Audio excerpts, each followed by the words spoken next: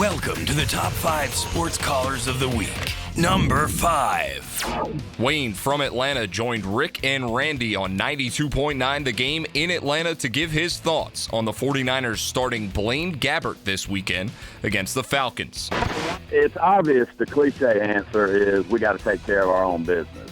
And they do have a little point from a coaching standpoint of if you're going to make a quarterback change, do it against the weakest pass rush. That all makes sense.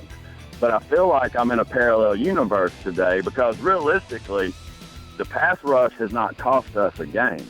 It's totally the offense turning over the ball. I mean, this last week, 500-plus yards on offense, 0 punts. Where's the field position we're giving our defense to deal with? And that's Tampa Bay. Imagine going against like a New England, what would happen to us.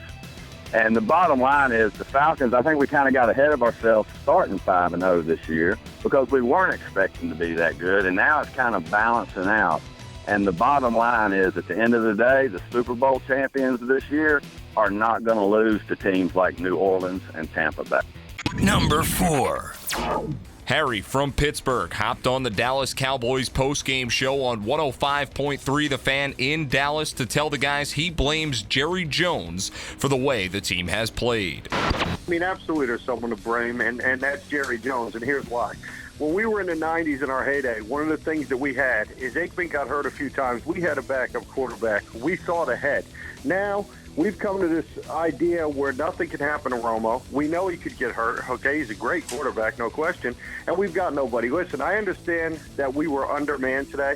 But look, there's other teams winning with backup quarterbacks. If you can't throw for 100 yards and we got to rely on Greg Hardy to score a touchdown, you know what? The season's over, guys. When Romo gets back, we're going to be 2-7. They're not winning either of these next games. Castle and Whedon combined don't equal a backup quarterback. The Cowboys have two. And then, oh, by the way, an additional add-on to that point is the fact that they're still paying Kyle Orton. Kyle Orton backstabbed them. Number 3. Mike from Uniontown, Pennsylvania called in to Starkey and Muller on 93.7 The Fan in Pittsburgh to explain why Pittsburgh natives are Notre Dame fans. He got a little sidetracked talking about building cabins. Good afternoon.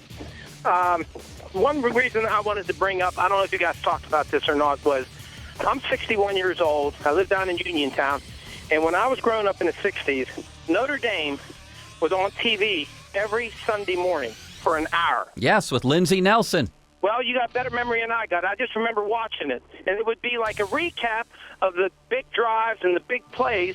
So if you was outside playing, building cabins or running around, riding bicycles on Saturday, on Sunday morning after church, you could come home and you could watch Notre Dame football for an hour. And that's what we always did. Did you say building cabins?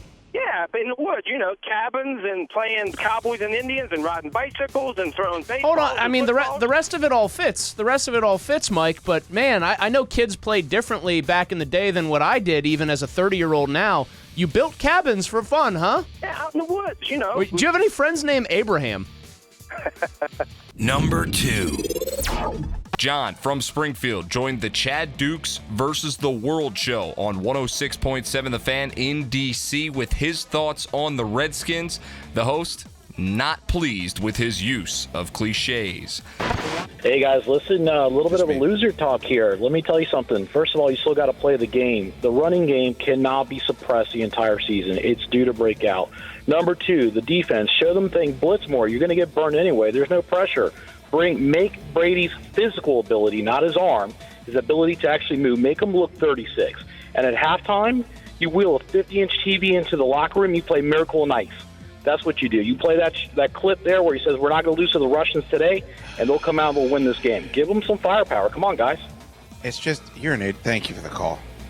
That's the worst call I've ever received. I wish I was more a professional where I could overcome a call like that. That idiot that just called in has that call loaded up and ready to go. First of all, he wasn't even cognizant of who the host was. Second of all, it was nothing but cliches and platitudes and nonsense. You want to make Tom Brady look 36?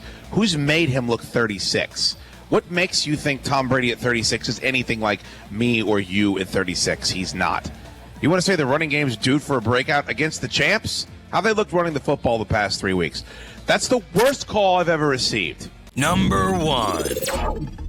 The top spot goes to Joe from Marlboro, New Jersey, who hopped on with Boomer and Carton on WFAN in New York to make a World Series point, and Carton decided to mess with him a little bit. I just wanted to say that with all those stolen bases, and they would leave really early, I didn't see one pitch out in the entire series. Yeah, but you know the rules in the World Series, you're not allowed to throw pitch outs. You can't throw a pitch out in the World Series? That is correct. You didn't know that? I did not know that. Yeah, that is 1990. That rule was passed. You're not. If you throw a pitch out on purpose, the batter gets first base. Why in the world would they do that? They thought it would speed up the game, I guess. I don't know. But you didn't know that?